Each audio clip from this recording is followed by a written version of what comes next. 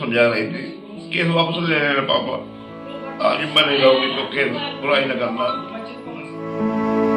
रोटी नहीं बता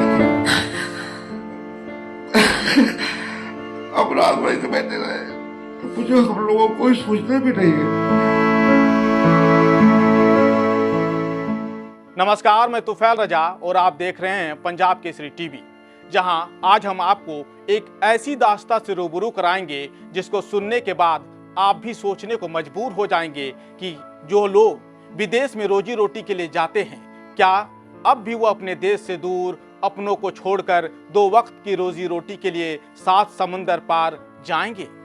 अगर हाँ, तो पहले जरा इन 2 तस्वीरों को देखिए, जिसे देखने के बाद आप भी कहेंगे कि ये बेरंग, ये बेतरतीब, ये सुनसान घर, ये चूल्हा ना जाने कब से आग जली हो, ना जाने कब कुछ पकाया गया हो। इसका जवाब तो नहीं है हमारे पास, लेकिन उसके बाद जो हुआ ये कहना गलत ना होगा कि शायद ही अब यहाँ कुछ पके, शायद ही।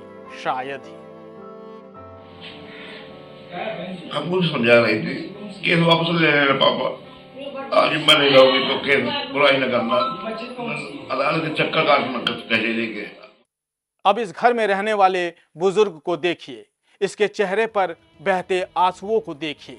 ये बेशक जिंदा दिख रहे हैं, लेकिन कितने दिनों तक जिंदा रहेंगे कह नहीं सकते। अब इस बुजुर्ग महिला को देखिए, इनका हाल भी अपने पति जैसा है। दोनों कब तक जिंदा रहेंगे कुछ कह नहीं सकते। हुआ यूं कि इनके पास एक इनकी बेटी का फोन आया और इनकी पूरी दुनिया उजड़ गई। सब कुछ खत्म हो गया, सब कुछ जो इनके साथ हुआ, खुदा ना करे किसी के साथ हो।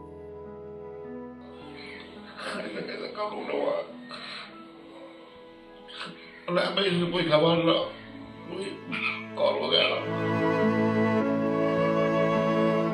अब हम आपको इनकी कहानी बताते हैं। इनका कहना है कि इनकी बेटी का इनके पास फोन आया था, जिसमें उसने जो कहा उससे हमारा कलेजा मुंह को आ गया।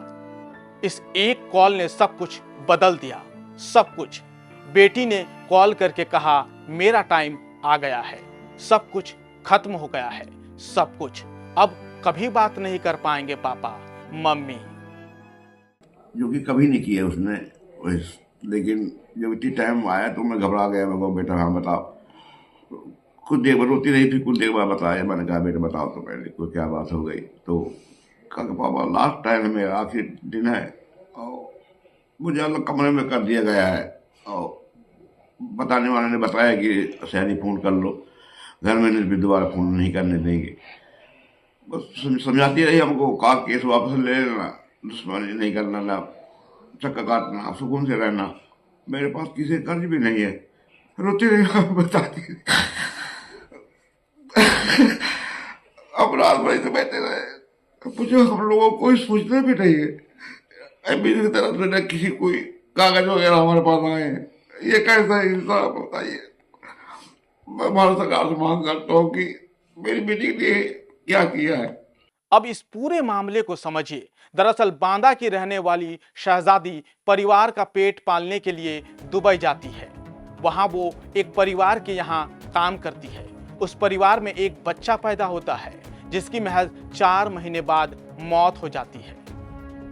आरोप है कि शहजादी ने बच्चे की हत्या की। इसी मामले में उसे फांसी की सजा सुनाई गई है।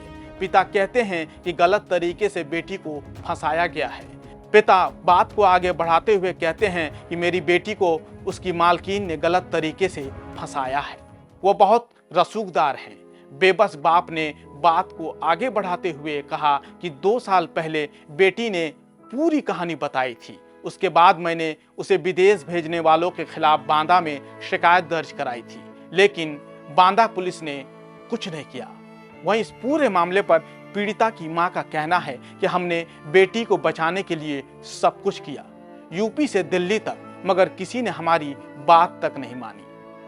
अंत में पिता कहते हैं मालूम नहीं उसे फांसी भी हो गई हो और फूट फूट कर रोने लगे। आज शाम तक या सुबह हो गई होगी। सुबह ज्यादा वो बता रही थी कि वो जो है